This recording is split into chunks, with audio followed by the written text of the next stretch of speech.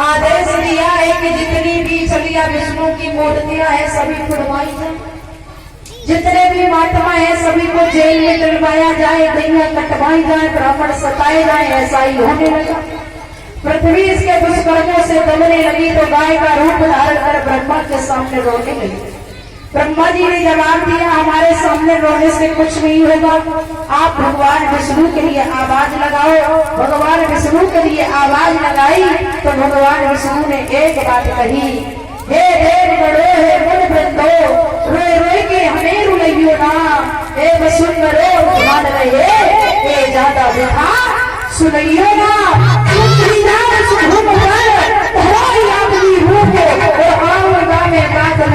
बनकर यादव आप जाओ, गोकुल में छोटे छोटे बच्चे बनकर यादवों के यहाँ प्रकट हो जाओ, मैं पीछे से आ रहा हूँ। सभी देवता लोग गोकुल में उत्पन्न होने लगे। इधर महाराज कंसराज का विवाह हुआ।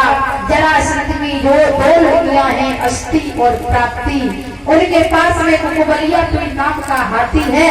स्वयंवर रखा कि जो भी कुबलिया पीड़ को मार देगा उसके साथ में हम अपनी बेटियों का विवाह करेंगे। कंस गया, आज उस कुबलिया पीड़ हाथी को अपने वश में किया, मारा तो नहीं।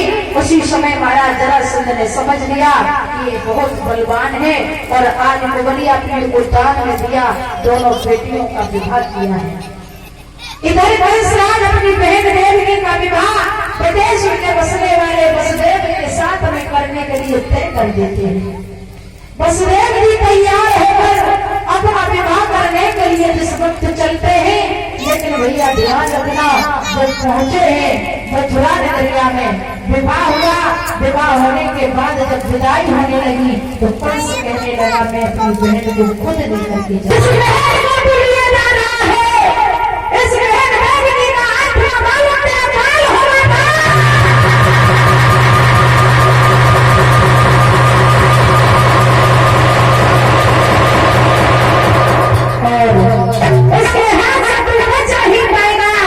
जैसे इन शब्दों को सुना अरमान सब फूल में मिल गए। बहन को केस पकड़कर जमीन पर डाल लिया। वसुदेव जी कहने लगे, कंसराज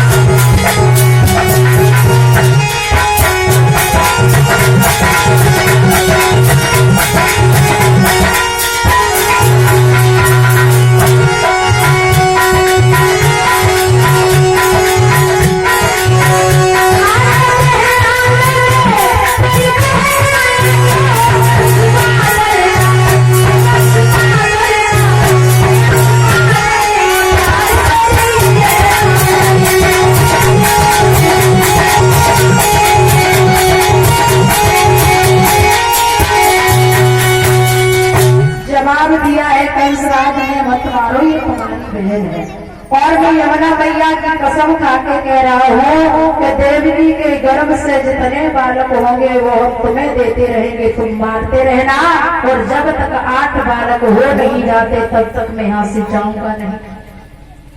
देवकी वसुदेव को कंस ने जेल में डाल दिया। धीरे धीरे समय व्यतीत होने लगा। महाराज देवकी के गर्भ से प्रथम बालक ने जन्म लिया। महाराज वसुदेव जी लेकर के चले, लेकिन कंसराज ने उस बच्चे को नहीं मारा, छोड़ दिया। देव ऋषि नारद आ गए। देव ऋषि नारद कहने लगे, कंसराज तुमने उस बच्चे को छोड़ क्यों दिया? अरे नहीं, पहला ही आत्मा बन करके आ गया हो तो तुम क्या करोगे? कंसराज वहां से भागा, बहन की गोद से बच्चे को उठाया, चट्टान से पटक दिया। प्रमाण यह मिलता है कि 6 बच्चे इसी प्रकार से मार दिए, और 6 बच्चे जो मारे हैं उनके नाम थे, पहला ईश्वर, दूसरा उदयगीत, तीसरा प्रियव्रत, और चौथा पतंगी, 5वां ध्रुव, और 6वां घड़ी। ये 6 पुत्र मार दिए थे। 7वें गर्भ में शेष जी चले। 7वां गर्भ देवकी का खंडित हो गया। शेष जी रोहिणी के गर्भ में प्रवेश किए और यह योग माया से कहा यशोदा के गर्भ से लड़की बनकर के जन्म लेना और 8वें गर्भ में खुद भगवान छुपे थे। 8वें गर्भ की जब बारी थी उस समय क्या था भैया,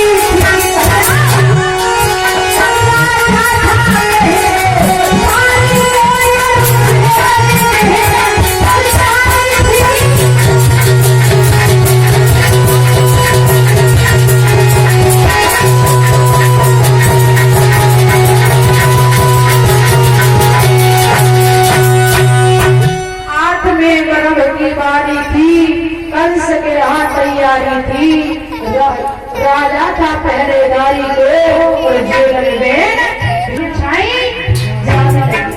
तैयारी हो गई। लेकिन भैया वक्त गुजरता चला गया, धीरे धीरे भादों का महीना आया।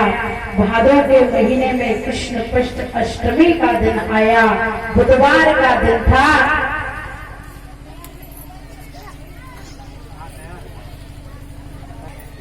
भादों के महीने में कृष्ण पक्ष अष्टमी का दिन आया।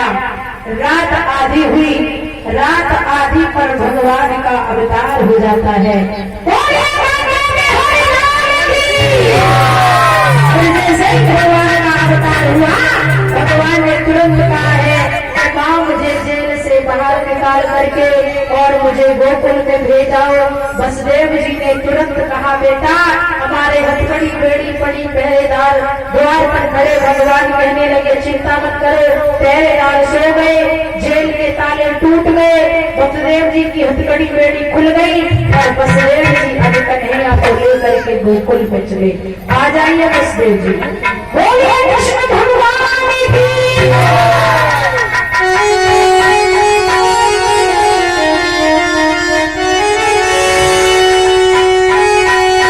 सभी से निवेदन है, सभी लोग खड़े नहीं होंगे, जो नृत्य करें वही केवल खड़े रहें और बाकी सब लोग बैठे रहें। फिर मैं 1 बजे पर सभी को खड़ा करके नाचवाएंगे, ठीक है? सब लोग इकट्ठे मत नाचना।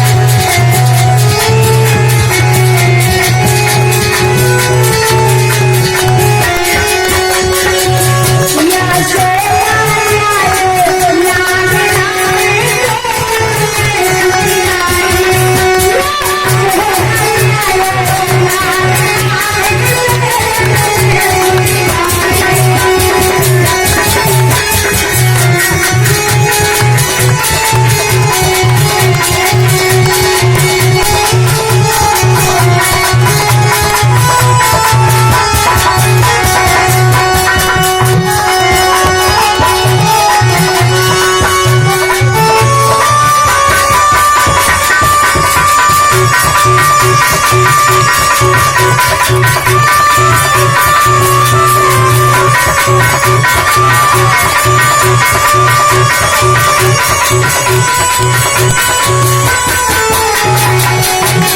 you.